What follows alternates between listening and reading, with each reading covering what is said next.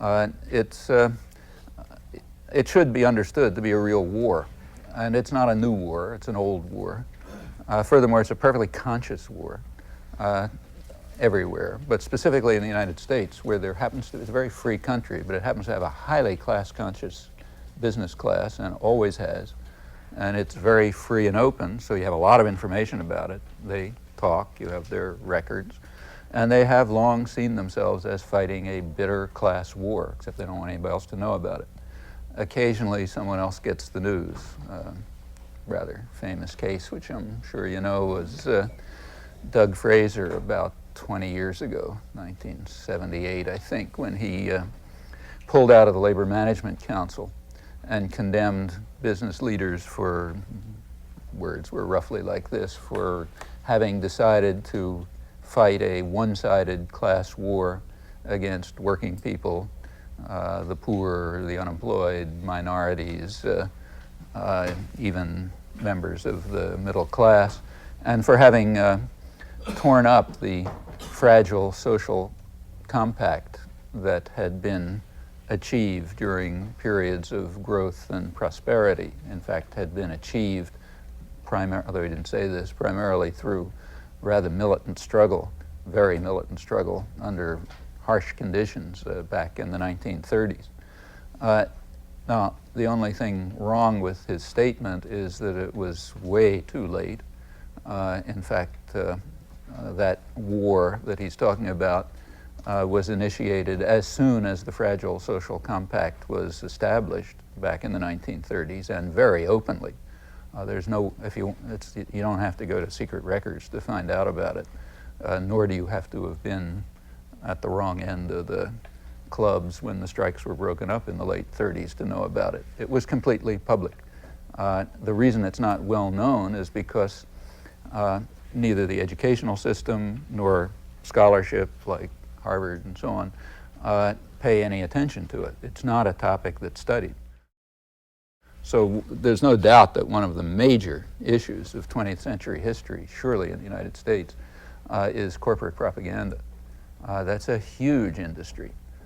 In fact, it extends over obviously the commercial media, but the whole range of systems that reach the public, the entertainment industry, television, a good bit of what appears in the schools, a lot of what appears straight out in the newspapers and so on.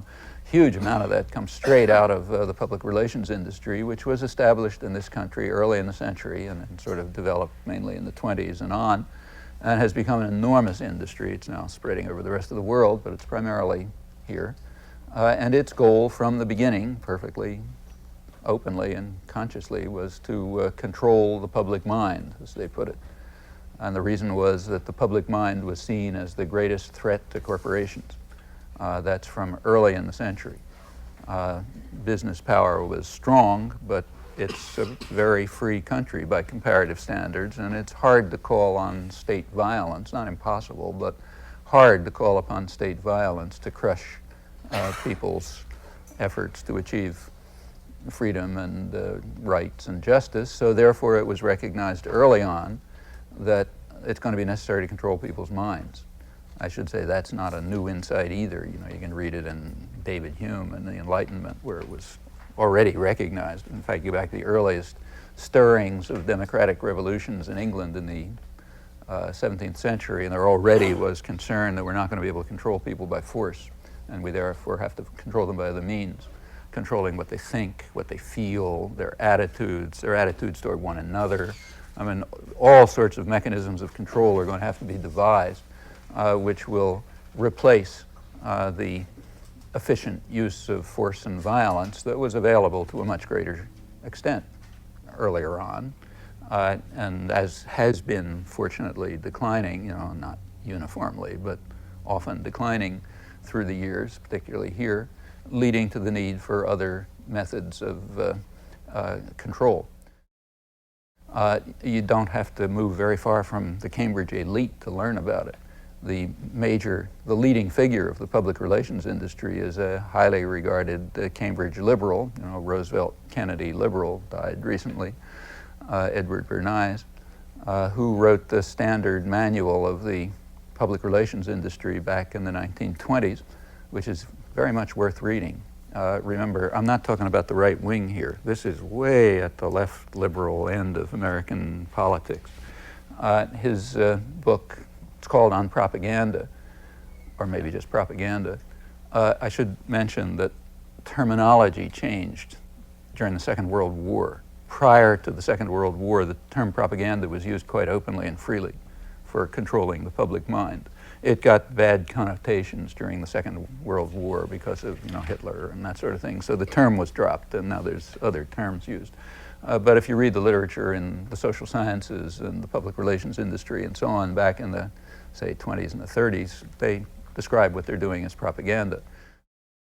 This manual is for the rising public relations industry, and he opens by pointing out that the conscious manipulation of the organized habits and opinions of the masses is the essential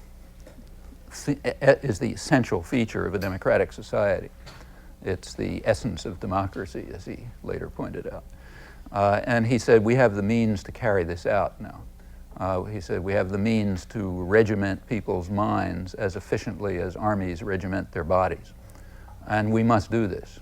First of all, it's the essential feature of democracy, but also, sort of footnote, it's the way to maintain power structures and authority structures and wealth and so on, roughly the way it is. It's worth remembering something else that they usually don't teach you very much about in school, and that is, if you go back to the origins of American society, it was founded on the principle that was stated very explicitly by the leading framer, James Madison, at the Constitutional Conventions, that as he put it, the primary responsibility of government is to protect the minority of the opulent against the majority. And Madison recognized, he's a smart guy, that this was going to be a serious problem if a democratic system were established. It was going to, if people had the right to vote, he used England as his model. England was the model for democracy in those days, right? It's like, I'm talking about 1780s.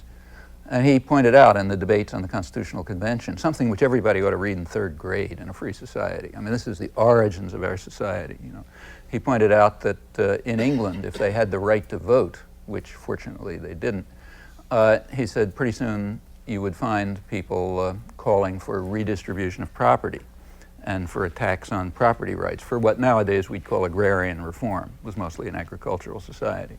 He didn't use the term agrarian reform, but same thing. He said people will start calling for agrarian reform. Obviously, that's intolerable, and we have to protect our own society against that kind of injustice by ensuring that the rights of property prevail.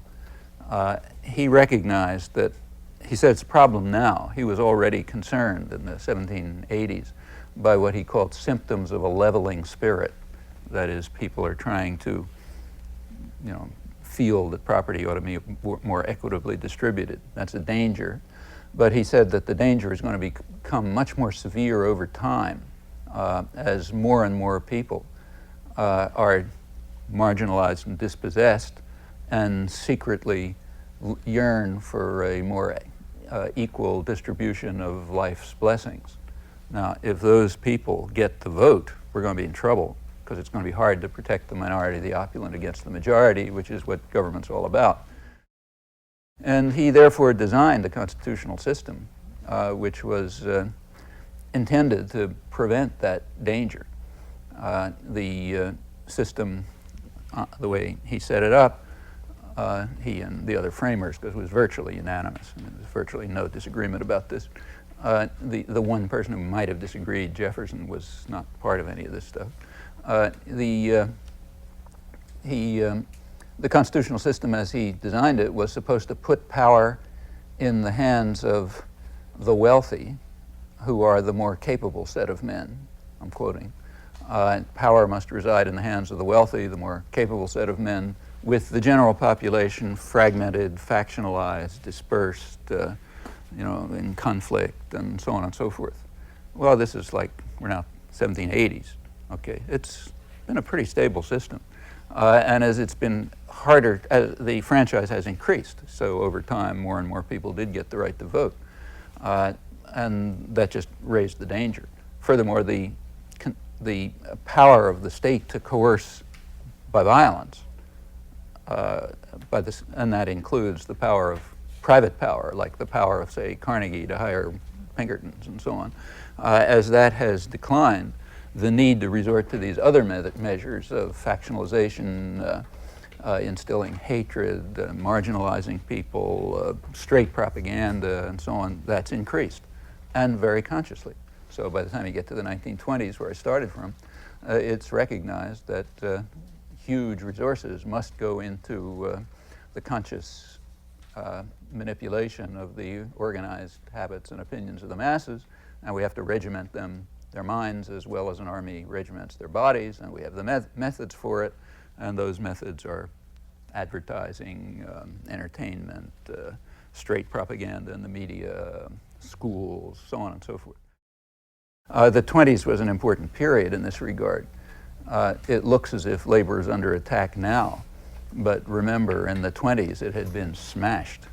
The major American historian labor historian, David Montgomery, has a book which you probably know, or should if you don't, called The Fall of the House of Labor. Very, sort of standards, important book on the history of the labor movement. It ends in the 1920s, because that's when the House of Labor had fallen. After, with a lot of violence in that case, state violence, Wilson's Red Scare, the leading labor leader was in jail, Eugene Debs, where the New York Times had said years ago he ought to be sent, and so on. There'd been a big strike wave at the end of the First World War, smashed, labor movement destroyed, the whole thing wiped out. As Montgomery points out at the end of his book, labor had been virtually destroyed. Working people had to privatize their lives and aspirations. They sort of work out survival strategies for themselves, not with others, because the modes of cooperation and common struggle had been eliminated.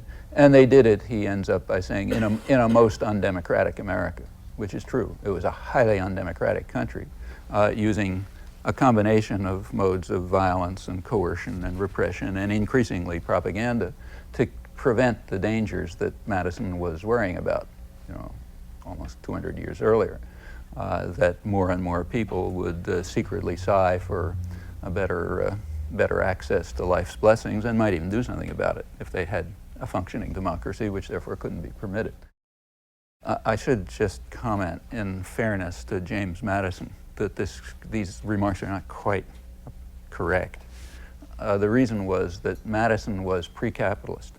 He's like just about everybody, Adam Smith, all the great figures from the Enlightenment. They're mostly pre-capitalist and very anti-capitalist in conception. You can't say they're anti-capitalist because there was no modern industrial capitalism around for them to have an opinion about. And this is a matter of interpretation. It's a matter of how you read texts, so you can read them a lot of different ways. But the way I read them, they were very anti-capitalist. That includes Adam Smith. And I think you can demonstrate that. But certainly Madison was. He believed that when he put power in the hands of the wealthy class of men, the more capable set of men, the wealthy of the country, that they were going to be, as he put it, enlightened statesmen and benevolent philosophers who would devote themselves to the welfare of all. Okay, that's a very pre-capitalist conception, that once you give power to the hands of the rich, they're just going to be benevolent philosophers and they're going to devote themselves, every minute of their day to the welfare of everyone else. I mean, it's like what corporate executives tell you now. They're sort of understand you have to say that, but by now, I suppose nobody believes it except the people who read these, watch these movies, which show you how it works. In those days, Madison really believed it, and he very quickly discovered that it wasn't true. Within a few years, by I think 1792, he was already very upset about the fate of this democratic experiment, which he thought was failing. He condemned what he called the daring depravity of the times, as the business leaders who have now been given power use that power, he said, to become the tools and tyrants of government. They overwhelm government with their powers and combinations, and they're bribed by its largesses. And they're just serving self-interest, not the interest of the general public. And he thought that was deplorable and so on, but that's because he perceived the way the system that he had designed was actually functioning. That description, rhetoric is kind of nice. Some people don't use fancy rhetoric like that today, but it's a perfect description of today.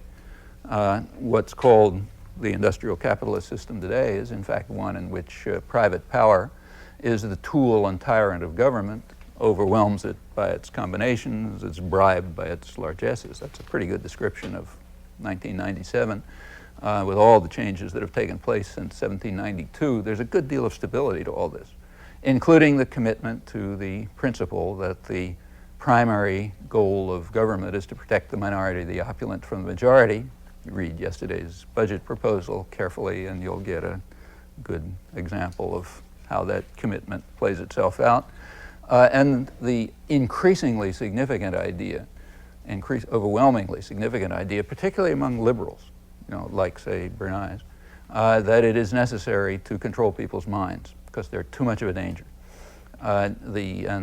We, as one of the leading, take a look at, say, the Encyclopedia of Social Sciences big encyclopedia in 1933, so this is still pre-Second World War.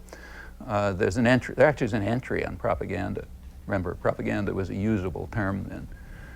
And the entry on propaganda is written by a very distinguished political scientist, liberal political scientist, Harold Lasswell, one of the founders of modern political science, in fact, of communications and so on. And it's worth reading. It's a page or two, Xerox it out and read it.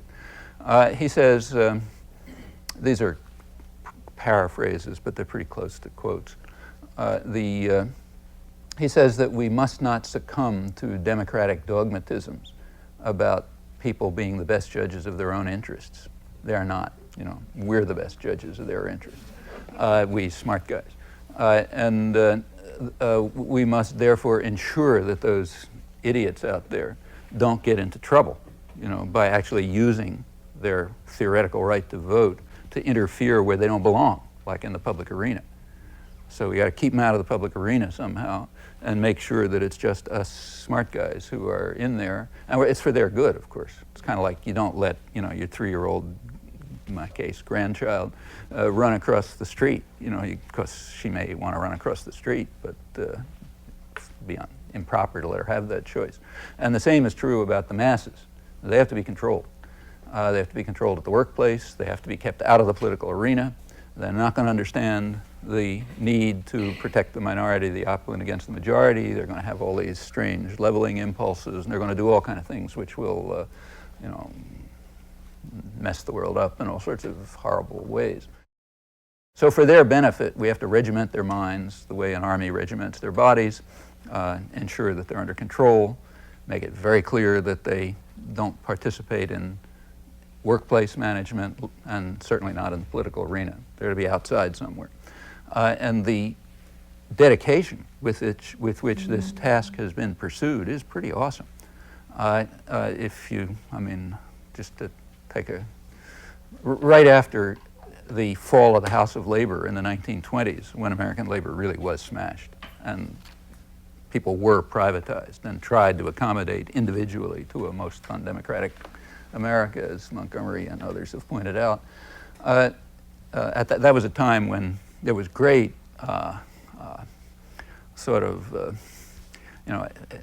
awe about the end of history and the utopia of the masters, and it's all over, us good guys have won, everybody else is at our feet, kind of like some of the stuff you read today. And it sort of looked like that, it's pretty much looked that way. Well, a few years later, as you know, the whole thing collapsed. And there was militant working class struggle and all sorts of other popular activism, and there had to be an accommodation. There had to be some kind of accommodation to these unwashed masses who were getting out of line, sit-down strikes and all sorts of things. And there was, indeed. There was this fragile social compact that Doug Fraser referred to was indeed established. It wasn't a gift, it was won by struggle, meaning the labor laws and the limited social system. In fact, American workers back in the 1930s began to get the rights that had been standard long before, even in much more brutal societies. You read the right-wing British press over the, say, early part of this century. They can't believe how bad American workers are treated. The same was true of visitors from Australia and so on. By the 1930s, the U.S. was sort of brought into the more or less the mainstream of industrial society on these matters, to a limited extent, in fact, but to some extent. And that caused hysteria among the masters. You read the business press by 1936 or 37. Again, these are things which in a really free society everybody would study in elementary school, because they're really important. These give the real framework of the society, in my view. They were talking about the hazard facing industrialists and the rising political power of the masses, and how we must do something to save ourselves, or our way of life will be gone and we don't have a lot of time to do it. They started right away. By the late 30s, there was a big anti-labor campaign that had built up. With new techniques. There was still use of force, but it was understood that that's not going to work the way it did. So there was a shift to more propaganda, community the main idea. It's called the Mohawk Valley formula, I guess. Is that what it was called? Something like that. Yeah, Mohawk Valley formula was designed by a lot of public relations hotshots around 36, 37, at the time of some of the steel strikes, to have new, what they called scientific methods of strike breaking. We don't just come in, with clubs and shoot people and smash their heads and that sort of thing. We do it the scientific way, because the old way doesn't work anymore. And the scientific methods of strike breaking were in fact drawn from the public relations ideas of the kind that I talked about. The main idea was to mobilize the community against the strikers and the union activists, to present a picture which is by now so standard that you can hardly turn on the tube without seeing it, because it's just poured out in like streams ever since then. The basic idea is to present a picture of the world that looks kind of like this. There's us, kind of like big happy family in the community. The honest workman going off every morning with his lunchbox, his loyal wife who's making the meals and taking care of the kids, the hard-working executive who's toiling day and night in the interests of his workers in the community, the friendly banker who's running around looking for people to lend money to, and so on and so forth. That's us, and we're all in harmony. Harmony was a big word. We're in harmony, we're all together. It's Americanism. You might take a look at that word Americanism. It's an unusual term. It's the kind of term that you only find in totalitarian societies, as far as I know. So like in the Soviet Union, anti-Sovietism was considered the gravest of all crimes, and the Brazilian generals had some concept like that, anti-Brazilian. But try, say, publishing a book on anti-Italianism and see what happens in the streets of Rome or Milan. I mean, people won't even bother laughing. It's a ludicrous idea. The idea of Italianism or Norwayism or something like that, these would just be objects of ridicule in societies that have some kind of residue of a democratic culture inside people's heads. I don't mean in the formal systems. But in totalitarian societies it is used, and as far as I know, the United States is the only free society that has such a concept. Maybe there's another one. If it is, you might try it in places But anyhow, Americanism is an anti-Americanism and un-Americanism and so on. These are concepts which go along with harmony and getting rid of those outsiders and all that kind of stuff. Another part is simply to induce hatred and fear among people. So it's a diverse society. You go to Europe, most places are pretty uniform. This is a very diverse society. So it's easy for propagandists. It's pretty easy to get people to hate the guy next door because it looks a little different or one thing or another. And huge campaigns go on to instigate divisions among people. I don't have to tell you about this. It's all so familiar. You go on. But these are very natural techniques of social control. Now, if you can't control people by force, you have to control their minds, you have to control their attitudes. You have to, exactly like they say. Well, going back to the Mohawk Valley formula, the idea was to move into a community, flood it with, where there's a strike going on, flood it with propaganda, take over the media, the churches, the schools, everywhere else, pour in this propaganda about harmony and so on, the way I described it. And then there's those bad guys out there who are trying to disrupt our harmonious lives, like that union organizer is probably a communist or an anarchist anyway, and probably un-American, and he's trying to, destroy all these wonderful things we have, and we got to band together and kick him out. We have to defend our way of life against this. A lot of religion gets thrown in. Remember that the United States is an extremely fundamentalist country. I mean, you look comparative statistics, usually religious fundamentalism declines as industrialization goes up. It's pretty close correlation. The United States is off the chart. It ranks with devastated peasant societies, probably more fundamentalist than Iran. There's all, why this is so, I don't know. But, in fact, it's a complicated question. But one factor is that it was certainly consciously fomented by business leaders. That goes way back to the 19th century, when they were supporting their favorite, John D. Rockefeller's favorite evangelist was, who had poured a lot of money into, was some guy who said that people ought to have more enlightened ideas than labor agitation. That was one of his famous phrases.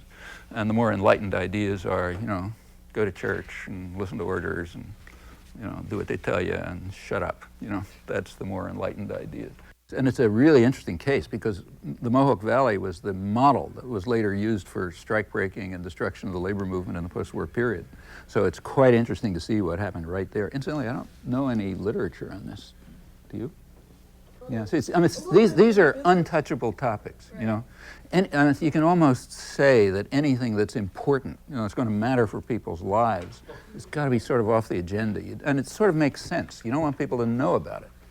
Like, you don't want people to know the wrong kind of thing. After all, that makes sense. It's like it's not a conspiracy or anything. It's just common sense if you have a certain degree of power and authority and privilege. You just don't want people to know things that might be harmful to them because they're really like children, remember. And we're the ones who have to make the decisions for them. There's an enormous amount of money and effort goes into this. It's not the only thing by any means. There's a lot of other reasons why the United States is so unusual in this respect, but this is one of them. And it's used. Whether that's the source or not, it's certainly used, always. So another technique of trying to create the marginalization of people, the removing people from the actual social and political struggles that might make their lives better.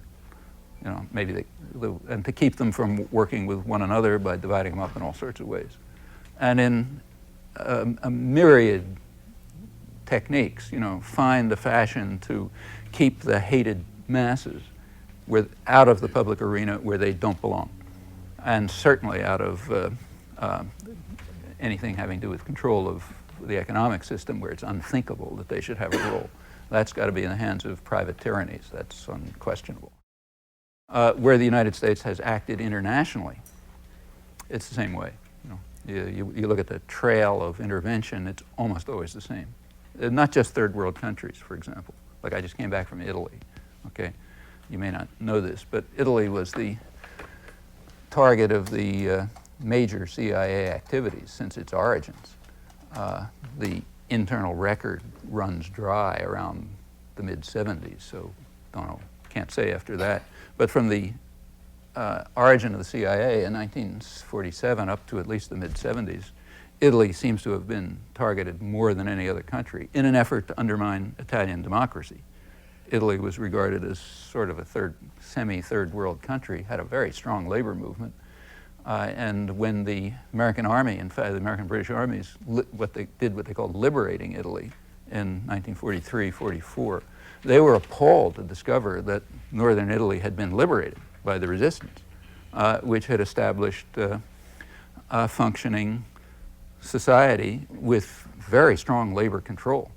The resistance was mostly labor and peasant-based. They'd held off the Germans, had liberated most of the place. They had instituted worker management in factories. They had thrown out what were called, what the Americans and British They were protecting workers, what they call, I'm now speaking for the terminology of the U.S. British documents. They were keeping useless workers and throwing out, arbitrarily dismissing owners and bosses. And that's, of course, intolerable.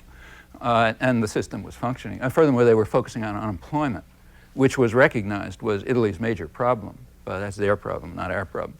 Our problem is to restore the traditional structure, which meant traditional hierarchies. Actually, it meant restoring fascist structures and fascist collaborators and so on. And a big effort was made to do that. And it was not entirely successful. By 1948, when the first election took place, it looked as if labor-based forces would probably win.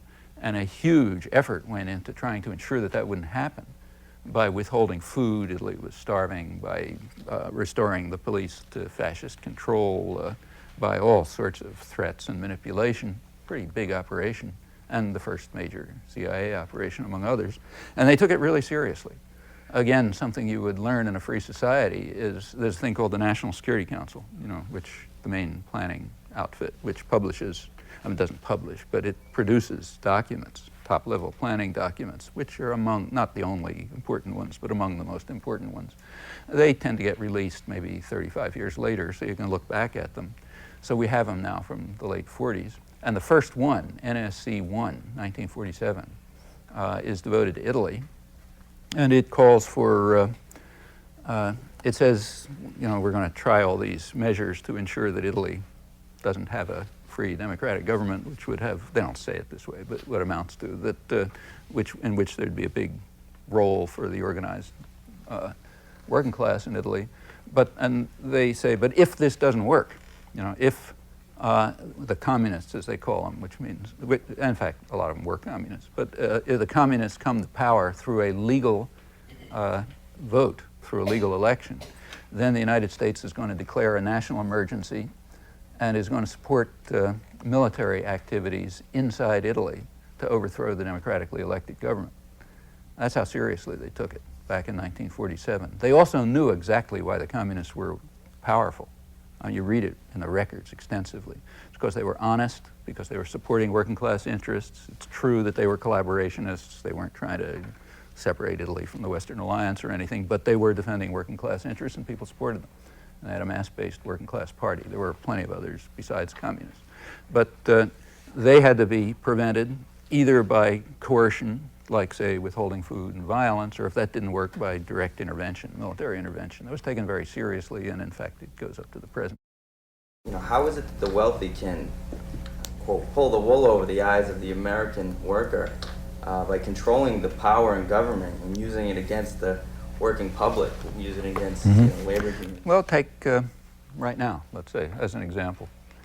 There's a couple days ago, I don't know if you're bother. I put myself through the pain of reading the New York Times every day for some masochistic reason, which I won't try to explain. But they've got their big chief correspondent, sort of the main thinker, is a guy named Thomas Friedman, who had an article 3 or 4 days ago, in which he, big think piece, in which he said, the Cold War's over, so the breakdown isn't hawks and doves anymore. We have to have some new breakdown. And he said the new breakdown, he says there's two. One is between integrationists and, what was the other term? I forget. Anti-integrationists. That means people who are in favor of more globalization and what they call free trade, which isn't free trade, and all that kind of stuff. And people who want to slow it down or end it. That's one break. And the other is between people who are in favor of a safety net and those who think that everybody ought to, be on your own and get what you can. Okay, so those are the two ways people break up. And that gives you 4 possible types of people, right? 2 of them he sort of dismisses as lunatics. So there's the Zapatistas and Ross Perot. They fit into 2 of those boxes. The other 2 boxes are sort of sane people, Clinton and Gingrich. And I'll put aside Clinton, but Gingrich, and this gets right to your point, I think, Gingrich is put in the corner that says integrationist and devil take the hindmost, everybody for themselves. Well, that's testable. It's testable that that's Gingrich's position For example, on the question of whether Gingrich is an integrationist, like in favor of free trade, we can ask how he reacted when the Reagan administration instituted the greatest wave of protectionism since the 1930s.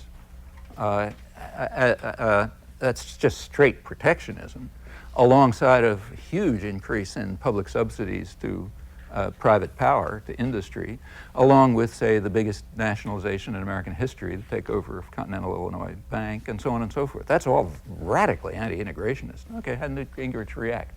We can ask that question. Answer is he thought it's great. What about the safety net story? I mean, Gingrich is in favor of people sort of being out there on their own, rugged entrepreneurs and so on. I mean, you can check that too. He represents a county, district, Cobb County, Georgia, which happens to be and he happens to hold the national championship in bringing federal subsidies to his rich constituents, to be precise, among suburban counties in the United States. Cobb County ranks third in federal subsidies, ranks right after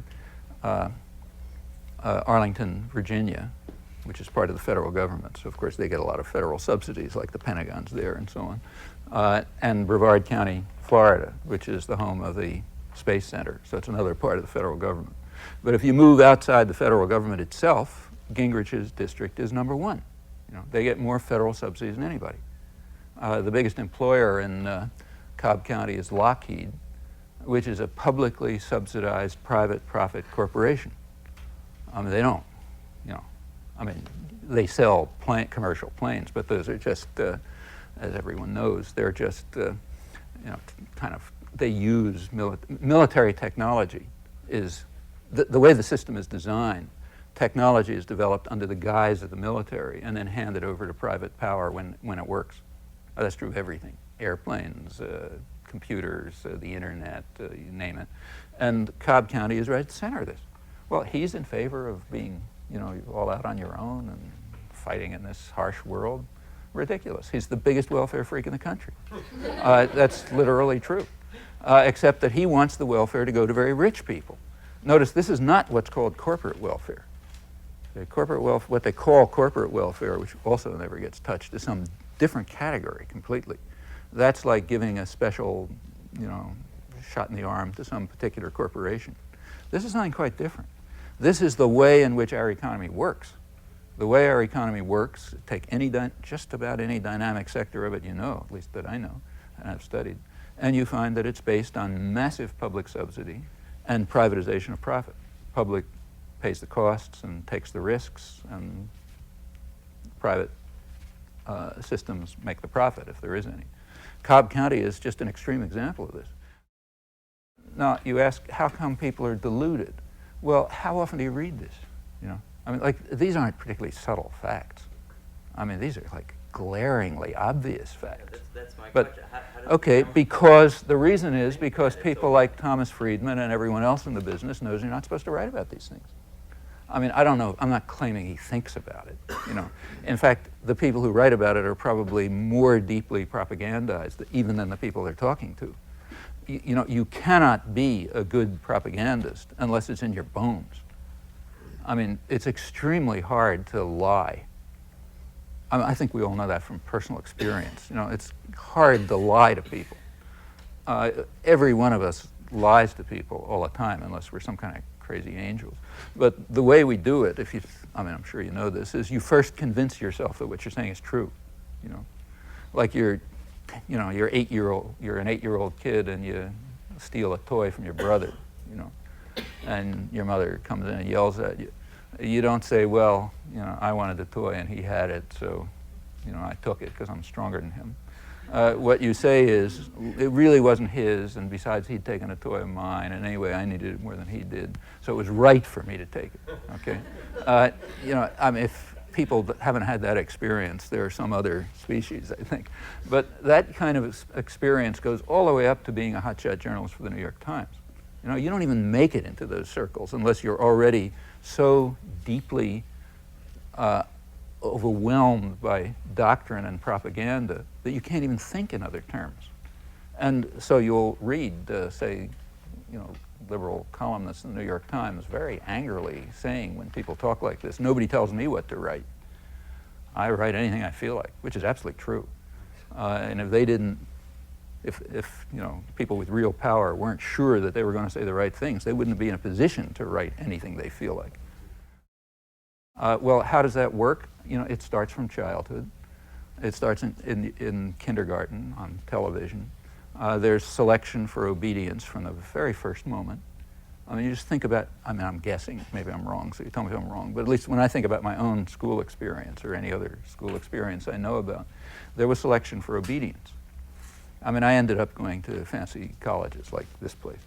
And the way I did it was, I know exactly how I did it, by shutting up, Like if I thought that the high school teacher was a horse's ass, which I did most of the time, I didn't say, hey, what you're saying. Actually, sometimes I did and got thrown out of class, but I learned not to say anything, just say, okay, I'll do the next stupid assignment, and because I know that that's the way I get ahead, and ultimately I'll do this and that. If you have whatever ability it takes to do this kind of thing, and you are sufficiently disciplined and passive, you sort of make it through up to the higher echelons. There are people who don't. I mean, I know some, like some of my own kids just didn't. And they get into trouble.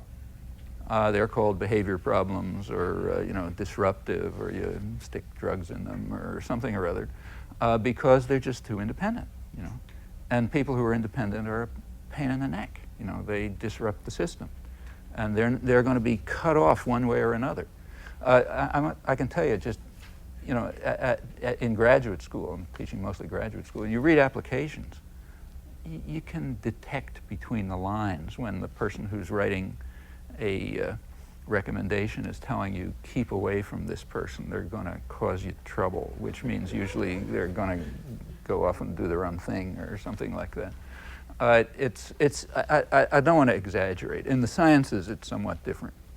And the reason is the sciences simply require this kind of independence.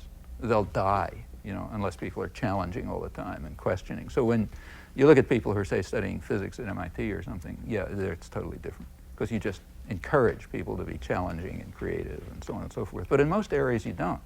You want them to be passive and obedient and supportive and to fit their, to fit some kind of niche inside a managerial system, which is top down and doesn't make too much of a fuss and so on. And the people who don't accept this, they're weeded out in one or another fashion. So, it's a tricky question. I don't mean to suggest there's an easy answer to your question, or if there is, I don't know it. But it seems to me that an awful lot of our whole system of kind of thought control, by that I mean education, television, family life, all sorts of things, is sort of geared to supporting that kind of passivity. And institutions that break out of it, as the labor movement does, they are subject to a lot of, they're crushed insofar as one can crush them. I mean, the labor movement always broke out of this. Its picture was always different from the very beginning. You go back to the beginnings of the labor movement, it's, farmers bitterly opposing the degrading and oppressive modes of industrial capitalist organization that were being forced on them. Actually, one of the most interesting books I know, if you haven't read it, I'd urge you to, is the first modern book on labor history that I know of, by a guy named Norman Ware, around 1924. It was just reprinted, so it's easy to get, but it's about the labor movement in eastern Massachusetts around 1850 and 60. It's mostly quotes from the labor press, which are just fascinating. It's mostly young women from the farms, what they called factory girls, like 18-year-old kid comes in from the farms and she's working in the mills in Lowell, or artisans in Boston, and people like that. They had their own press. They had a very lively, extensive press, big, in fact. It's like the scale of the commercial press in those days. And it's very interesting. I mean, it's very eloquent, it's very well written. They took for granted, as the labor movement always has, unless it's beaten out of people's heads, that those who work in the mills ought to own them. They regarded industrial capitalism as just another form of slavery. This is without, no Marx, no socialism, no foreign radicals, none of that stuff. It's all just working people from their own experience. Very literate, incidentally. Like one of the things they complained about was that their culture was being taken away from them. Like an artisan in Boston, if he had a little extra money, would hire a boy to read to him, and that meant read classics. They regarded, they said, look, the values that we fought for in the American Revolution, they're being taken away from us. We're being forced into another kind of tyranny, which we don't want, namely the tyranny of the hierarchic industrial system. And they also opposed what they called the new spirit of the age. This is like 1850. The new spirit of the age is gain wealth, forgetting all but self. Okay, ever hear that one? A little fancier, but the same thing that is drilled into everyone's head every day today. You got to gain wealth, forgetting about everybody else. Well, they were trying to drill it into people's heads in 1850, and they were resisting it because it's degrading. It's not the way human beings are. It takes a long time to drive normal human sentiments out of people's heads, and they keep popping up again. And in fact, I think, at least looks to me, the whole history of the labor movement is a struggle against the new spirit of the age. Well, that's one of the reasons it's constantly repressed. And other independent efforts are also constantly repressed, not always successfully. Like, the world's a lot better than it was 100 years ago, or 50 years ago for that matter, because these struggles tend to, they get repressed, but they leave a residue. They have successes, and then they're beaten back, and then they go on from those successes, and over time it sort of gets better. Structures that are based on authority and dominance will try to will just normally act without anybody even thinking about it to block such tendencies. Now, sometimes they think about it, like in the manuals of the public relations industry. They think about it very hard, but they're putting out billions of dollars a year to control the public mind. You better think about what you're doing. But most of the time, you don't think about it. You're just part of it. Like, you don't think about the fact that when you go through school, you're being trained for obedience and passivity. But I think if you look back, you'll probably, at least if you're like my experience, will recognize that that happened. And when you watch television, let's say, some sitcom, you don't think, well, I'm being exposed to the Mohawk Valley formula. But you are. I mean, that's the picture of life that's presented day after day after day on, like people have personal problems or something like that, but nothing that would bring them together to work for some, to struggle against the new spirit of the age. I mean, what's the last time you saw a sitcom about that? And in fact, what you get is this, this stuff that flows out of the PR industry, very consciously. I mean, in that case, it's mostly conscious. Another aspect of it is demonizing labor. So a major element in the huge public relations propaganda after the Second World War, was strictly demonizing labor. And the labor movement knew that. There was a fairly substantial labor press even then, as late as the 1950s. There were still about 800 labor newspapers, which are reaching maybe 20 or 30 million people a week. Not commercial media, but pretty substantial. And they're interesting reading, too. They were trying to, as they put it, provide, this is just, I'm not talking about anything radical. It's like no left-wing press or anything, just labor newspapers, the conservative American labor movement. We're talking about developing antidotes to the poisons of the kept press, commercial media, who were demonizing labor at every opportunity and trying to undermine our achievements and glossing over the crimes of the corporate rulers who run the society, stuff like that. There's a good book on this one, too. It just tells you something about American academic life. The first study that I've ever heard of, in the United States on this major theme of modern history just appeared. University of Illinois Press. It's a book called Selling Free Enterprise by a woman named Elizabeth Fones Wolfe, F-O-N-E-S-Wolfe. It's kind of apolitical, but she doesn't have, as far as I can see, any special point of view. But the material in it is pretty revealing. It's the next part of the story that I was going to get to. This hazard-facing industrialists, and the rising political power of the masses that led to the Mohawk Valley formula and so on, that terrified the daylights out of the business community. Now, it was kind of put on hold during the Second World War, but it took off immediately after the Second World War at a huge scale, instantly, And that's what she's talking about, selling free enterprise. The idea was, as they put it, remember that the United States came out of the Second World War pretty social democratic, like most of the world. You know, like those Italian workers who had to have ideas about worker management beaten out of their head by force. An awful lot of people in the United States too, like maybe half, thought that there ought to be popular control over industry in some fashion. You know, this is so exotic in the United States that the fashion was never described, but somehow that the government could do a better job than private power, things like that.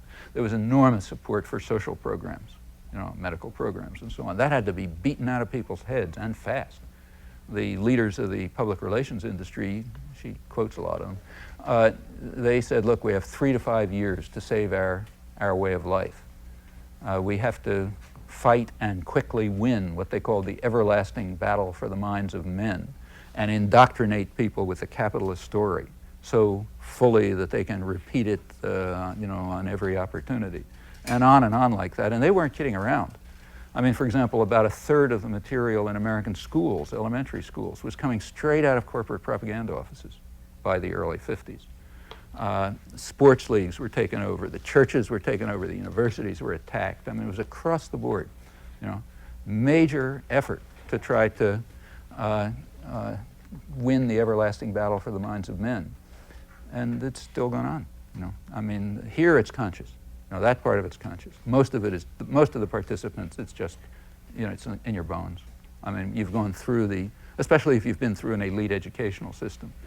And you know, then you're really deeply indoctrinated in it. So I don't know how to measure this, but like personal feeling is that you find more passivity and obedience in the elite centers than you do, like, you know, out in the streets or in the state colleges. Well, you know, Adam Smith once, you're supposed to worship him but not read him, you know, but it's worth reading too. He once remarked somewhere that if you find 2 businessmen talking to each other, they're involved in a conspiracy against the public, you know, something like that. And yeah, there's something to that, but you know, it's not as though, I mean, you can read descriptions like what you're saying, incidentally, in the business press. So for example, in the Financial Times in London, which is like the main, you know, the most important business newspaper in the world, a couple of years ago they had an article by the economics correspondent of the BBC, you know, it's all very establishment stuff, in which he said that something like this, that what's evolving is what he called a de facto world government in a new imperial age. And the de facto world government is a set of shadowy institutions. I mean, they're there, you sort of know they're there, but you don't know what they're doing, which basically serve the interests of transnational capital and financial institutions. And he said, for example, the G7, you know, the 7 big rich countries, meaning just their executives, you know, and their leadership. Nobody else knows what they're doing. The IMF, the World Bank, you know, then the GATT Council, now it'd be the World Trade Organization, and yeah, they get together and they're running a de facto world government. I think that's kind of a, you know, it's kind of a metaphor. I mean, like, it's not that they get together somewhere and say, okay, here's what we're going to do. They do get together, but it's usually extremely boring. Like, if you were unfortunate enough to have gone to this Davos conference the other day, I'm sure you would have been bored out of your mind. I mean, I didn't go and I didn't see the document, but having read things like that, I do a lot of reading of this stuff. Like the Trilateral Commission is one of them, and they publish regular documents. It's so boring. I mean, after a couple of years, I stopped subscribing. You know, it was so predictable and boring and pablum and so on and so forth. And besides, you can read it in Foreign Affairs or the New York Times business page or wherever you want any day. But yes, they do get together, and sometimes when things get scary, they really do things. So say take the Trilateral Commission. The one publication of theirs which really is interesting and worth reading. This is the commission that was put together by David Rockefeller around 1973, and it's one of the ones that people refer to when they talk about this, you know, secret nexus of rulers and so on. Although, as I say, it's mostly a bore. But in 1975, the first publication was very interesting, and I'd urge you to read it if you haven't done it. It's called The Crisis of Democracy. And it's very much in line with the kind of stuff I was talking about before. Remember, this is the first getting together after the 60s. Okay, all this ferment went on in the 60s, which, you know, women and minorities and all kind of people who are supposed to be kept in their place were suddenly trying to get into the public arena and do something about their interests. And that, again, drove people crazy, just as did the working class struggles in the 30s. So here you have a gathering of elites. Trilateral means United States, Europe, and Japan. So these are elite elements, mostly liberal, on the liberal side, incidentally. Like if you look at the composition, it's around, roughly speaking, around Carter Democrats. In fact, the whole Carter administration, including Carter himself, was drawn from this group. That's roughly the complexion, both in all three of the countries. And they were concerned about what they called the crisis of democracy. And it's interesting to read what they said, because at that point they were concerned. The crisis of democracy is the fact that normally passive and marginalized parts of the population, the overwhelming majority, are suddenly trying to get into the public arena to press their demands. Well, you know, like if you believe the stuff they teach you in civics classes, that's supposed to be democracy. But if you're smart enough to have made it to Harvard, you know that that's the crisis of democracy and we got to stop it. You know? And in fact, the American rapporteur, you know, the guy who wrote the U.S. part of it, is a professor at Harvard. Shortly after he got one of my favorite titles, he was called Professor of the Science of Government at Harvard. I've always liked that one. Sam Huntington, yeah. I think he's now a university professor or something. But he wrote the American side of this trilateral thing. But the others are more or less the same. I don't mean to suggest he's different. I think he's a kind of like a New Deal Democrat or something, probably, isn't he? Something like that. You know, he's like this, we're not talking about Jesse Helms, okay? This is in fact, he gave his ideal, described the good old days, sort of let his hair down a little. He said in the good old days, he said before the crisis of democracy, he said Truman had been, this is almost a quote, Truman had been able to run the country with the help of a few Wall Street lawyers and financiers. Okay, that's that alleged conspiracy you're talking about. Of course, he's exaggerating. You know, it wasn't just Truman and a bunch of Wall Street lawyers and financiers. But that's the image. That would be perfect. If we had that, there'd be no crisis of democracy. But when you have women and blacks and young people and old people and farmers and all these scum trying to get into the public arena, yeah, that's a problem. Exactly the problem that Madison worried about, in fact. So you got to somehow marginalize them. All right, in this case, they were public. I mean, it is public in a way. I mean, that is, you can read it. You got to work a little to find it, and it's worth reading. But most of the stuff it's very boring. It's like the literature of social science. It's hard work. I mean, you got to do it if you feel a duty, you know. Most of the countries in the world have normal bilateral relations with Cuba. Why is the U.S. virtually alone in its hostility toward Cuba? What explains U.S. policy? Let me just report again some truisms that you would read all over the front pages of the newspapers if there was any commitment to trying to tell important and uncontroversial truths. There's nothing I'm going to say that's in the least controversial. But let's run through the history because it's interesting. Cuba was the first foreign policy problem for the United States. It goes back to the 1820s. This is no new thing. Back in the 1820s, the nice guys like Thomas Jefferson and so on, who were planning to take over the hemisphere, you know, saw Cuba as the next place to pick up. Okay, they'd already stolen Florida from its inhabitants, claiming to have taken it from the Spanish, but actually from its inhabitants. And their eyes were now kind of moving toward the west, but also on Cuba. That was the next prize. Well, there was a little problem. The British fleet, you know. There was a British deterrent, just as in the 1960s there was a Soviet deterrent.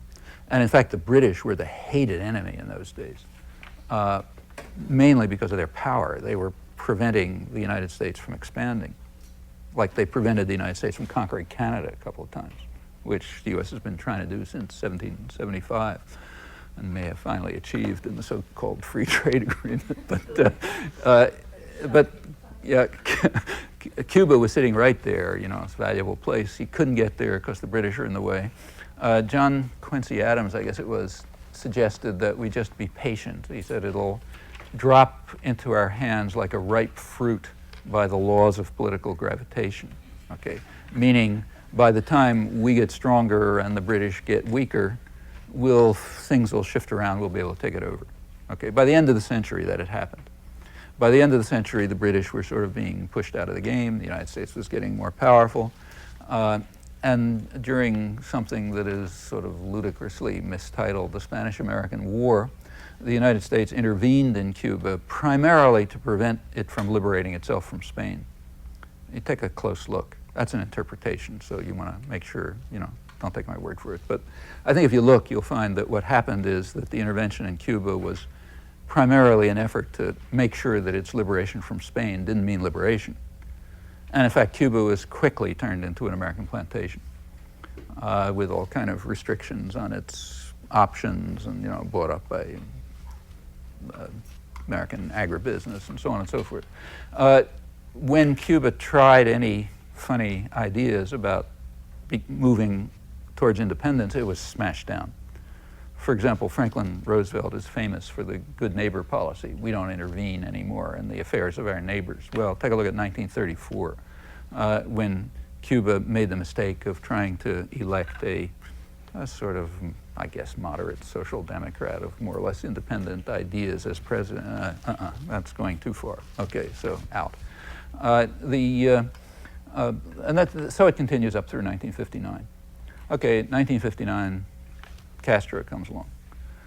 There was a little bit of toying with the question of whether we can maintain the new Cuba in our system or not. And this is not a new policy issue. Remember, it's back to the 1820s, hasn't changed much.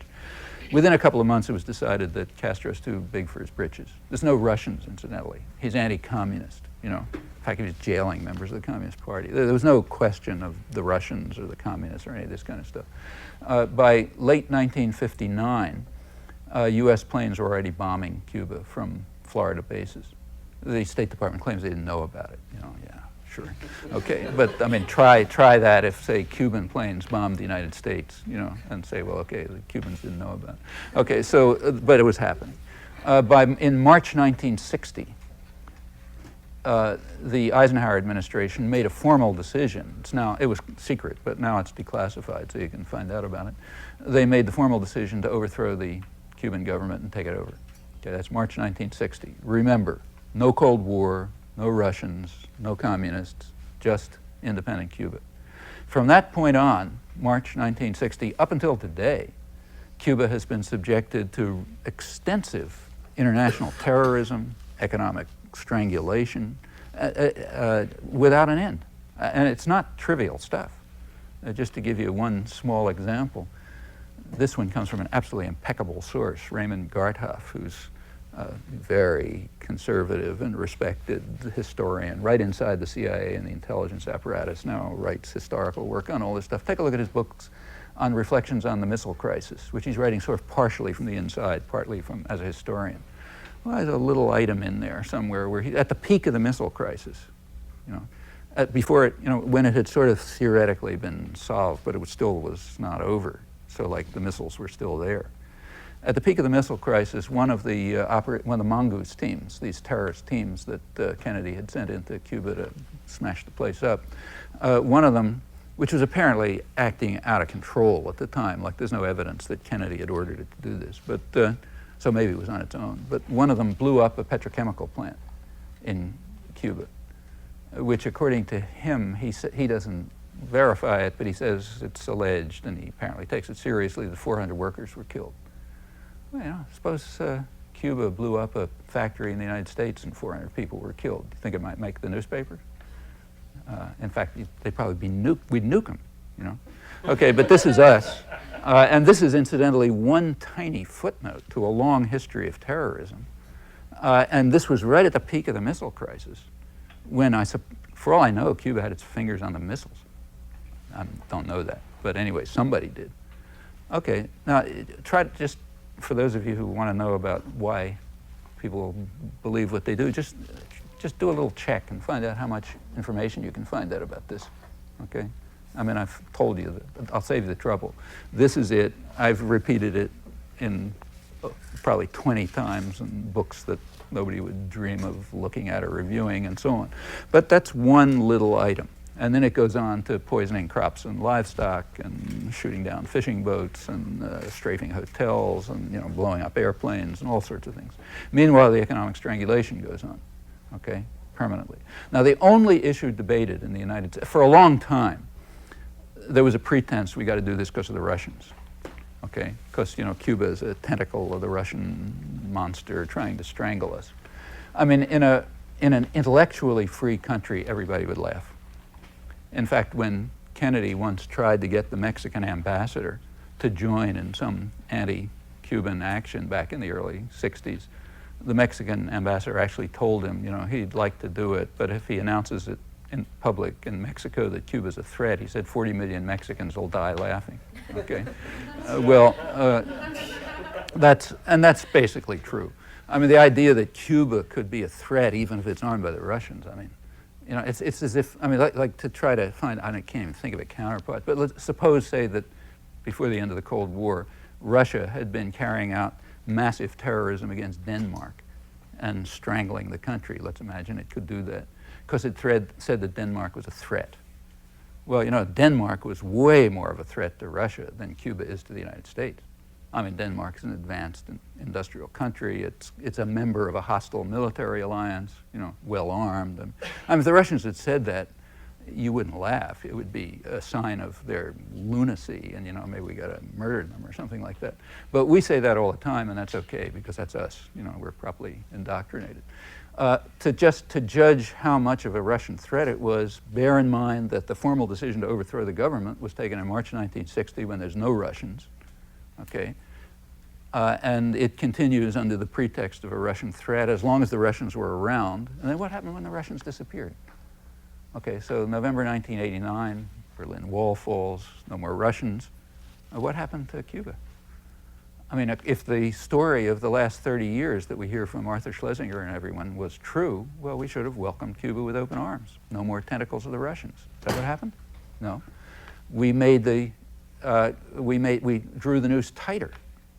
Okay, all of a sudden, it wasn't because the Russians were a threat, it was because we love democracy so much, as you can easily demonstrate by looking at what we do around the world. Okay, but and if you take a look at the educated classes, they didn't skip a beat. From one day to the next, it's defending ourselves against the Russian threat to loving democracy, okay, with this history out in the open. Now, that's a real achievement. I doubt that a totalitarian state could achieve anything like that. Anyhow, up until now, it's, well, we love democracy so much.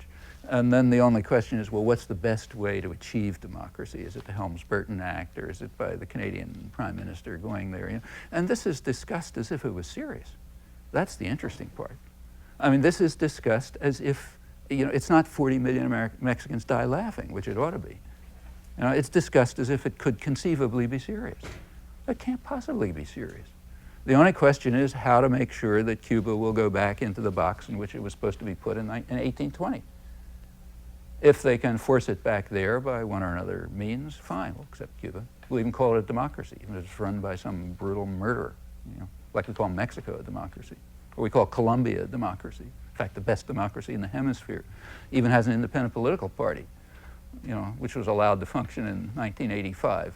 Since that time, about 3,000 of its activists have been murdered, mostly by security forces and paramilitary forces, including every presidential candidate and most of the mayors. But, it's there. It's got to be a democracy. And since we love democracy so much, we think it's fine. But so maybe if Cuba ends up with democracy like that, it'll be fine as long as it follows orders. There ought to be 100 million Americans who die laughing over this. And the fact that they're not is an indication of the grip of the doctrinal system, which is really powerful. And in this case, primarily among the more educated sectors. If they don't know these things, it's a conscious decision not to know. It takes work not to know these things. Like, you don't have to, really explore. Given the battle for the minds of the masses and the fact that it's critical to mobilize those masses to achieve any rights for workers, do you see any solutions short of revolution? Sure. The solutions that have worked all through history. How did workers' rights get established in the more or less in the 1930s? There was no revolution. I mean, there was a threat. There was certainly a threat. Like when working people took over General Motors. Yeah, that's no joke. People got scared. Yeah, okay.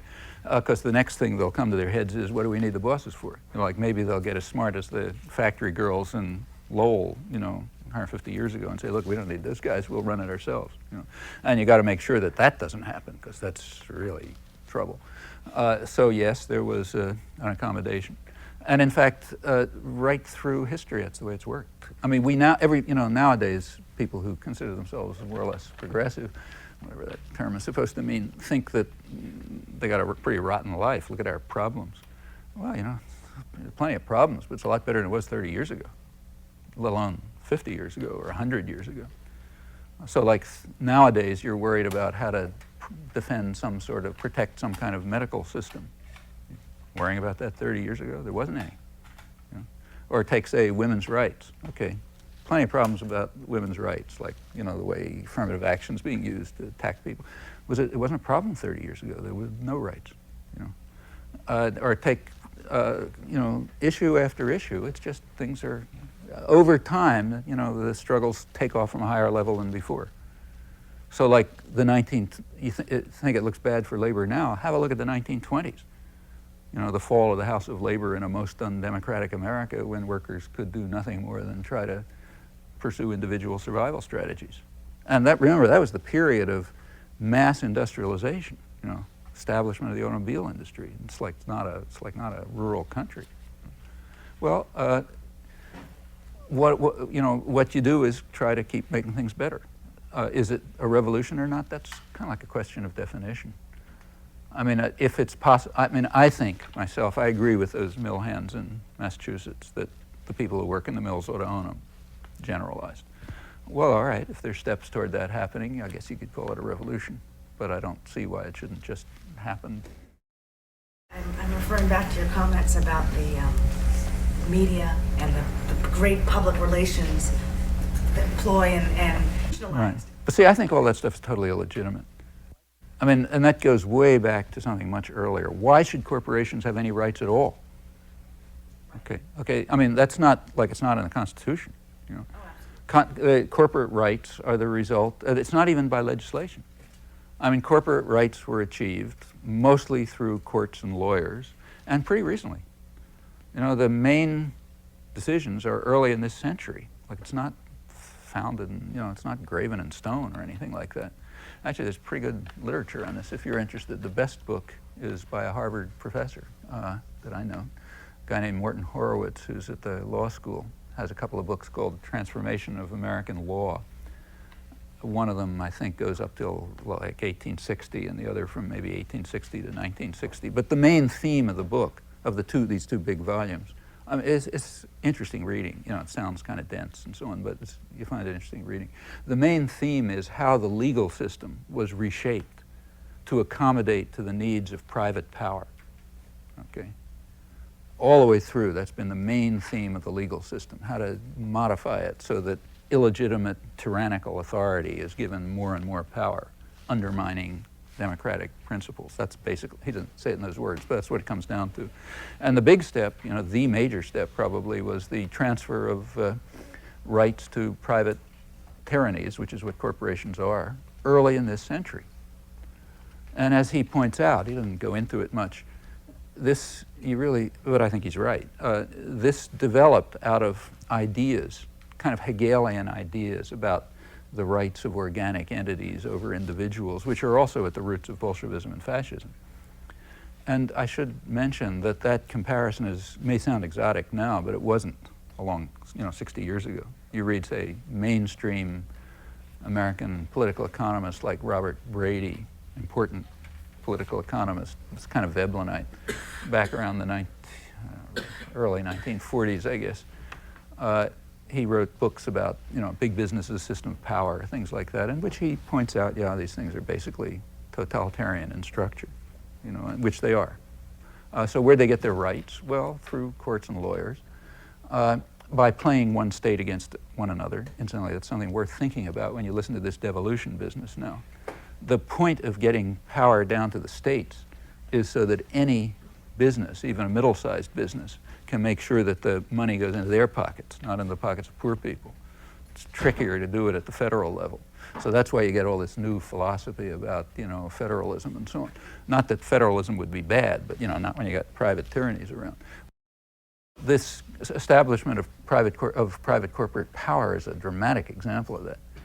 Back, I forget exactly what year, but like early in this century, maybe around 1905 or something, the state of New Jersey figured it could make a killing by getting the big corporations to move from New York, where they always were, over to New Jersey, simply by giving them a lot of gifts.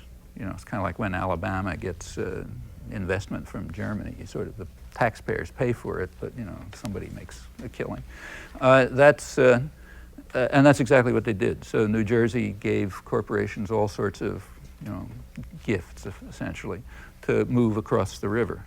And that's why you have so many things called, Standard Oil of New Jersey and that sort of thing. Yeah, because they moved across the river so they could be incorporated there.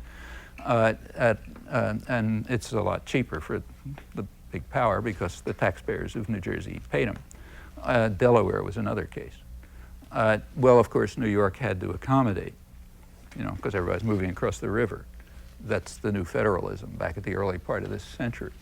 So that's and by such a mechanism, public funds did end up in big, deep private pockets, and corporations gradually got rights that they, that are, in my opinion, totally illegitimate.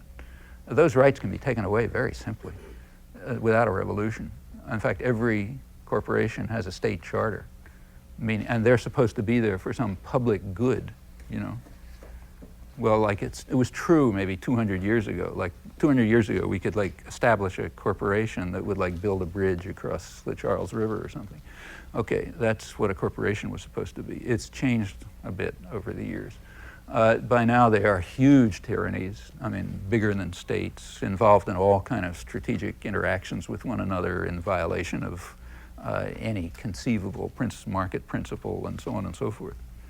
There's no reason why they should exist. I don't think. And the media is just part of it.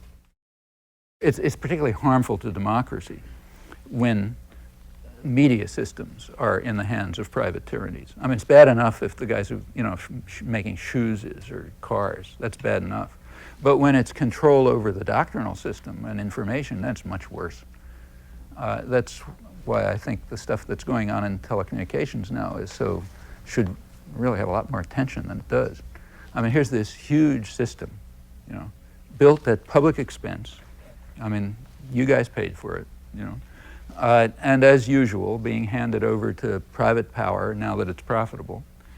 And it's very likely, I think most media analysts with their heads screwed on see, and indeed even report, that it's going to end up in the hands of half a dozen megacorporations internationally. Well, that's worse than the oligopolies that run steel and computers, because here we're talking about a new mode of information and communication and so on, as always built at public expense. And right now, we're right in the middle of it, being handed over to private power, incidentally not being reported. It's not that there's no reporting, you've heard about the Telecommunications Act, but it wasn't discussed as a public interest issue. It was discussed as a business issue. And in fact, most of the reporting was in the business pages. This is the big legislative achievement of last Congress, Telecommunications Act of 1996. Reported in the business pages and not as a public interest issue. It's not supposed to be a question of public interest, whether major systems of information and interchange are handed over as gifts to Rupert Murdoch. That's not supposed to be an issue of public interest. The only thing that was discussed was, do you give it to 6 corporations or 12, or do you do it this way or that way? Well, that's effective indoctrination when these things don't even occur to people. It takes real indoctrination. But yeah, I think you're right. This is worse than the handing over of decision-making power to private tyrannies, because in this case, it's also handing over, access to the things that they're going to use for control of the public mind. These systems could also be used to liberate people. Comment on educational systems, K-12, and the president has just adopted a bunch of good stuff, but there's still lot of problems there. Yeah, I'm not sure how good the good stuff is. I'd like to. I mean, I haven't. The details haven't come out yet, but from the reporting that I've heard, and I've read, maybe more, the actual proposals that are going to come along are going to be granting benefits of one kind or another to people of income levels kind of like mine, people up to the level of like $80,000, $100,000 a year. Well, you know what? I forget the last figures, but I think the median income in the United States is something like around 30-some. Now, the idea of giving rich people special benefits so their kids can go to school, well, okay, who's paying? Well, the poor people are paying. So I'm not so sure it's such great stuff when you look at it. Same with other things. The big investment firms, Lehman Brothers in this case, are now circulating brochures. Those of you who are wealthy enough must be receiving these things. They're distributing brochures to their rich customers, telling them, look, we've taken over the health system, we've taken over the criminal system, we're right now taking over the welfare system, we're enriching. Here's a new way to enrich ourselves at public expense. They don't. Not their words, this is my translation. The way we will do it is by setting up EMOs, educational management organizations, which will do wonders for the educational system like HMOs do for healthcare, about the same, in fact. Namely, they will be able to take more and more money away from the system and put it in private power. Meanwhile, shaping care so that it mostly benefits the rich and harms everybody else. And now we can do it for the educational system, the last big government monopoly. I mean, it's not put this way. It's all put in terms of efficiency and what nice people we are, and we're going to make everything so better, much better for everyone, because we're just benefactors and so on. But go through it, and that's what it is. Yeah, I think those are probably the new plans that will be coming along. And I would be very cautious about the Clintons' proposals. Look at them really carefully. See to what extent they're lending themselves. After all, remember, he has made no secrets about what he is. I mean, he is and always has been a moderate Republican candidate of the business community. He's never pretended to be anything else. Never pretended to be anything else. He's a business candidate. His main influence on the Democratic Party was to move it over to the Republican side with the Democratic Leadership Council. It's not like a secret or anything. He said it, he made it very clear. His record in Arkansas was like that. His influence in the national government was like that. So whatever the Democratic Party may have been, which you can sort of debate, it's now, like, if you can find a difference between Dole and Clinton, I'd like to know what it was. I mean, a policy difference. They're both moderate Republicans. Incidentally, the business press is very well aware of this. I mean, take a look at the Wall Street Journal editorials the first couple of years, or reporting, the first, throughout the whole Clinton years.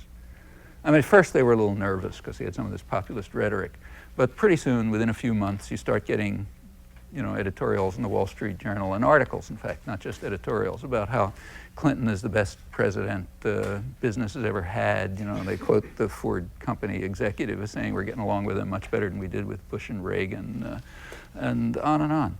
Now, of course, they'd prefer the Gingrich guys, actually with some ambiguity, I should say, because they don't like the small business aspect of the Gingrich people. There's a delicate balance there between holding off the crazies and making sure that the really rich people get everything. So there's been a problem. But as far as Clinton was concerned, they were perfectly happy with him. Yeah, he's a moderate Republican. And I don't think you can say that he's deceived anyone. If you look at his positions all the way along, they've been very clear. If people didn't want to see it, that's their choice. But it's been clear. It's been clear to the business press. It's been clear in his policies. Exactly what kind of education program would be crafted out of that, I'd be very suspicious about it. And I think it's worth a very careful look. I mean, there's plenty of problems with the educational system, but the main problem is that way too few resources go into it. Now, it's not that we don't have money, like there's no budget crisis or anything like that. The country's just flooded with money. Again, read the business press. It cannot find adjectives exuberant enough to describe, the dazzling, stupendous profit growth and, what are we going to do with all those funds and so on. The country's just flooded with money, capital, but all getting very narrowly concentrated, okay? There's plenty of money around to improve the educational system, and we know exactly where it has to come from. I think that's its main problem. Teachers are way underpaid. They're undereducated. They're not given enough respect. Too many kids in school, in a classroom. Not enough educational materials, and so on and so forth. There's no special. Nobody has any brilliant ideas about. At least I never heard any about how people should be educated, except, kids' natural enthusiasm and creativity ought to be allowed to, work in constructive ways. All this kind of stuff. What's missing is the resources. Fine, so let's provide the resources. So maybe they won't have such dazzling and stupendous profits next year, and instead kids will get a better education. I think that's what ought to happen. But what I'm worried about is that the system is moving towards the kind of privatization which just imposes costs on the public. Remember, all this privatization you hear about, it's supposed to be very efficient. And by some measure, by some ludicrous measure, it probably is efficient. And part of the reason why it's efficient is you don't count the costs, okay? So like if you suppose they're talking about privatizing the MTA around here, the public transportation thing. All right, suppose you privatize the system. You and I know how to make it more efficient by the economist's measures. You throw out union workers and you get temps for half the price. And if there's an accident because they never had any training, well, it's just people who are getting killed. You don't measure that. And you cut off the so-called unprofitable bus routes, okay, or subway routes. Like you don't make a lot of money at 11 p.m., okay, so let's throw them out. Well, suppose somebody's stuck somewhere at 11 p.m. and wants to get home. Oh, well, it's entrepreneurial values, let them hire a limousine or something, and in ways like that, you can make the system more efficient simply by transferring the costs over to the public where you don't measure the costs, okay? So, it looks nice and efficient on some economist's paper, but of course there's huge costs transferred over to the public which you don't measure. We all know this, and that's what privatizing the educational system will be. Also, it's doing something else. It's going after exactly that moral conception that underlies the labor movement from its origins. Namely, we're in it together. It's not just gain wealth for getting all, but self. We should care not only that my kid can go to school, but the kid down the street can go to school. That's what's being driven out of people's heads. There's a very powerful effort to drive any of that out of people's heads. You're only supposed to care about yourself, unless you're rich, of course. If you're rich, you're part of big socialist structures called corporations with strategic alliances and plenty of support from the state, and then you're allowed to have all these feelings about, yeah, we work together for us, the rich guys.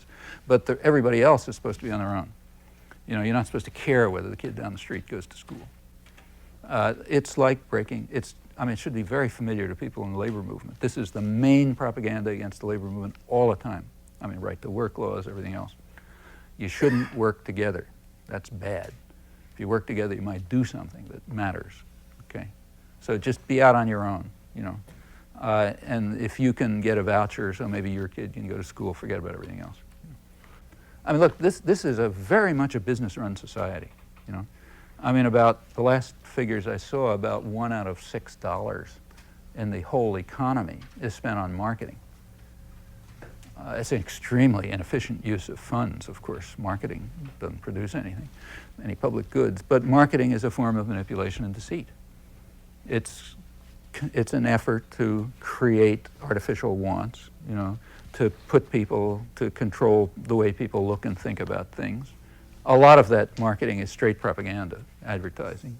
Incidentally, most of it is tax-free, or a lot of it is tax-free, which means the way our system works, you pay for the privilege of being propagandized, of having all this stuff dumped on you. Those are not small figures. That's like $1 trillion a year in 1992, something on that order. And yes, these, when you've got that much of a commitment to controlling minds and manipulating desires and so on, and doing all the things they talk about in the public relations literature, I'm not making it up, you can read it there, and the social science literature, because this is also standard academic talk too. Well, you know, when you've got those stakes, you're going to work on it hard, and it's going to be hard to fight against. That's what makes organizing tough. It's not just, you know, well, you know way better than me, and I'm not going to talk about it, but you have to break through a lot of psychic resistance. The whole history of the labor movement tells you that. And as I say, this was well understood by mill hands in Lowell 150 years ago. But yeah, it's a big battle. And you're not just struggling against somebody who calls it a right to work act. You're struggling against 5 hours a day of television and the movie industry and the books and the schools and everything else. The scale of the efforts to win the battle for men's minds is enormous. I mean, I thought I knew something about this stuff, but when I read Elizabeth Phone's Wolf book, I was pretty shocked just to see the scale of the efforts. And the dedication, you know, the frenzied dedication to winning this everlasting battle. It's really pretty impressive, although if you think of the stakes, it's not too surprising. I was curious about your remarks about the mill hands in Lowell, and that maybe the best idea was for them to own the firms themselves. Okay, let's just talk about the principle. Okay, I mean, the principle, as far as I can see, goes right back to the Enlightenment, you know. Like, if you go back to classical Enlightenment thought, I'm now talking about Adam Smith and, you know, Jefferson and those guys. The sort of core idea is that people have the right to control their own work, you know. Okay, that if a person, here I'll quote a standard formula back in the 18th century, you know, leading heroes of the Enlightenment, is if a person if a person does beautiful work under external command, meaning for wages, we may admire what he does, but we despise what he is, because he's not a free human being.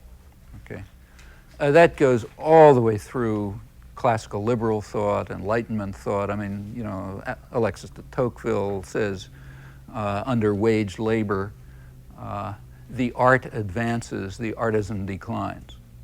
Now, you find this going right into the working class movements in Lowell and Lawrence. I think that's just natural. I wouldn't try to convince anybody of it. It seems to me if you think about it, yeah, why should you work on command? I mean, if you work on command, you're some kind of slave. You know? Why not work because it's coming out of your needs and interests? I mean, like, cheap for me to say, I'm in a fancy university in a science department and I can do that. One of the nice things about being in sciences at a fancy university is you really do have workers' control. To a very large extent, we control what we do, you know. Want to work on this topic, I work on that topic. I mean, you got to sell it to funders and this and that, but the degree of workers' control at the elite level is quite substantial. I mean, that's why it's such a privilege to be in a science department. You know, enormously privileged existence. Forget the money. If they paid you 1/10 the amount of money, it would still be a much better existence than working on command. Now, I think people do know that. You know, I don't think that these Enlightenment ideas are hard to grasp. I think people know that if you work under external control, you may admire what the person does, but despise what he is, because his labor, you know, the sort of central part of your life, is being done at somebody else's orders. And you're not controlling the way it's done, or why it's done, or how it's used, or anything else. Well, you can't have every individual controlling every single thing, but that's why you have democratic structures, because people control things together, you know. Okay, I don't know how to, I wouldn't try to convince anybody of this, because I frankly just don't believe that everyone doesn't know it. I think maybe I'm sentimental, but it seems to me if you sort of cut away waves of, you know, layers of distortion and delusion, these things that were considered pretty obvious 200 years ago are still obvious. What about the idea that the Cold War served certain ideological and political purposes for the U.S.? and now the U.S. is seeking a new paradigm. There's something true about the fact that the Cold War paradigm was extremely useful as a way of controlling people. So like, say, take the labor movement. You know, one of the ways of controlling, undermining, and destroying the labor movement was weeding out the activist elements on the principle that they're somehow not loyal enough to the state at this time of, when the enemy is at our throats.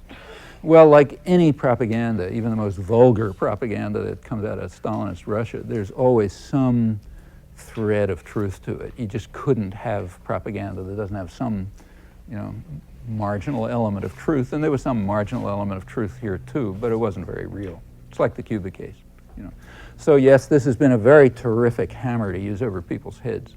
And it was understood, I should say. If you haven't read it yet, you should read NSC 68.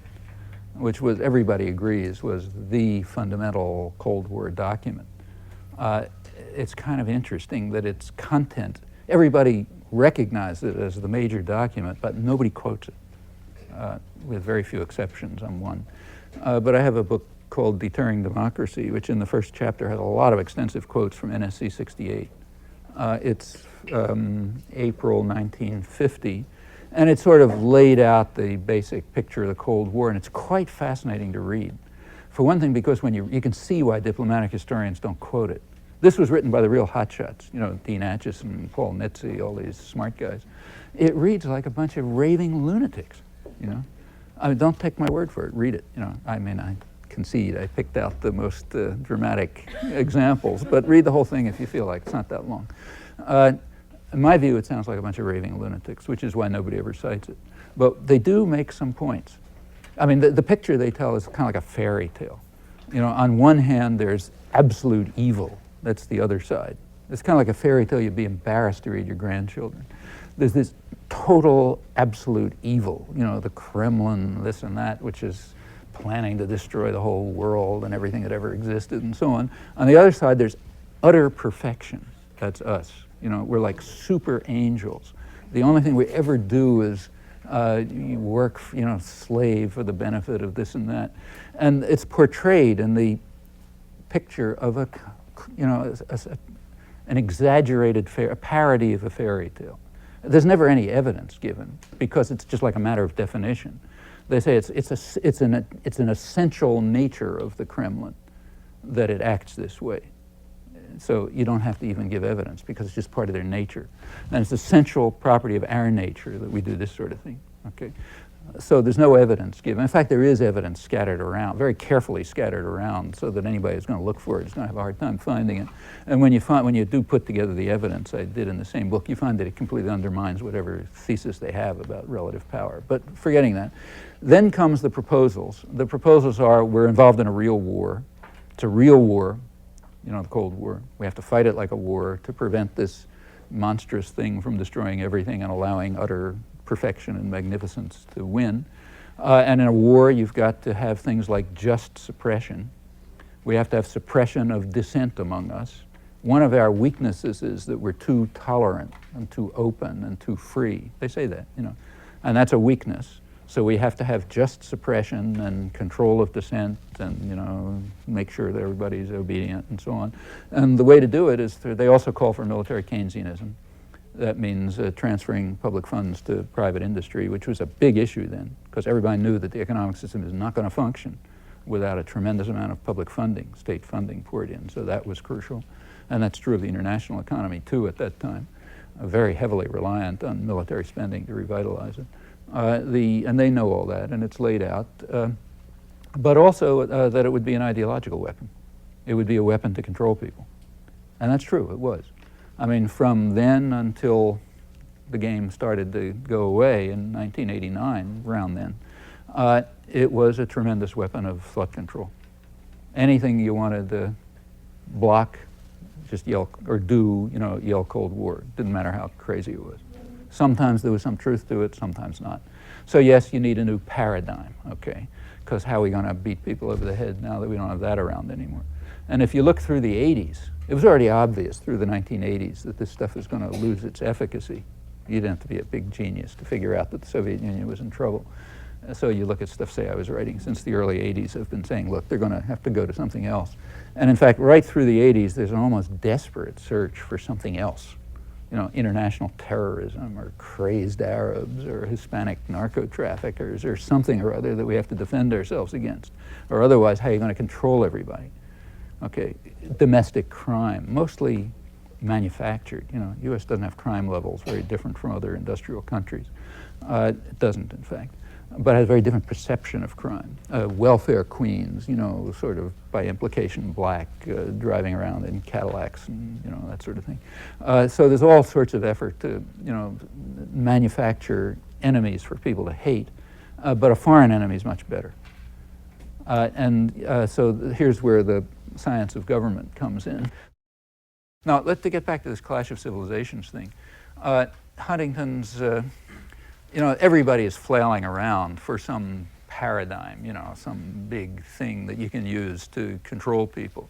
And Huntington's idea was clash of civilizations. So, you know, there's Islam and us and all these other things. And the reason why the world, the idea is the reason why the world is so disorderly is because you've got all, you know, now with the Cold War going, you've got all these ethnic groups killing each other and so on. Well, as usual, it's always a good idea to start by asking about the facts. Whenever you hear anything said very confidently, the first thing that should come to mind is, wait a minute, is that true? You know, so is it true? I mean, is it true that there's more ethnic conflict now than there was 20 years ago? Well, take a look. In most of the big conflicts that are going on around the world were going on right through the Cold War, like Burundi and Rwanda. There were huge massacres going on in the early 70s. Actually, I wrote about them at the time. Nobody was talking about them because it wasn't interesting, but they were there. There are some, in fact, or take, say, you know, in fact, just about every one you pick goes way back. Now, there are some that are new. Those within the former Soviet system, including Yugoslavia, you know, within the old so-called communist system, yeah, they're new. So like the war in Chechnya, or, you know, Azerbaijan, Armenia, you know, Tajikistan, you know, these things are all new. But that's standard. Anytime a tyrannical system breaks down, you have all sorts of conflict internal to it. Just take a look at the breakdown of the European empires. Every single one was like that, and most of them were worse. So first of all, the factual basis is very thin. Now, what about the principle, clash of civilizations? Like, say, the big bad guy is Islam.